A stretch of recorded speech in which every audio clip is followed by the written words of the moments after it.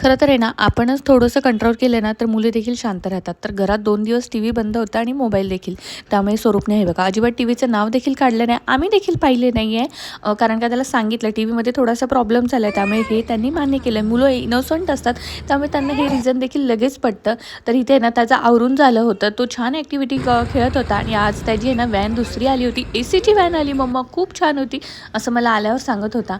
आता सकाळी चपाती भाजी झाली होती आणि आज मला बाजारामध्ये ना या मिरच्या दिसल्या होत्या आणि ते मला आठवण झाली की मस्तपैकी छान असं गरमागरम वाफाळतं वरण भात आणि साईडला तोंडी लावण्यासाठी या अशा भरलेल्या मिरच्या. त्यासाठी मी काय केलं, शेंगदाणे आणि त्याच्यामध्ये ना थोडेसे मसाले म्हणजे मिरची पावडर, तिखट, जिरं, कोथिंबीर, लसूण हे टाकून मिक्सरमध्ये बारीक केलं आणि मीठ वगैरे टाकून आहे ना ह्या मिरचीमध्ये असं भरून घेतलं आणि छान असं तव्यावरती 1-1.5 चमचे तेल टाकलं आणि फ्राय करून घेतलं. आणि हे बघा, असलं भारी वाटत होते कॉम्बिनेशन, मस्तपैकी गरमागरम वरण भात.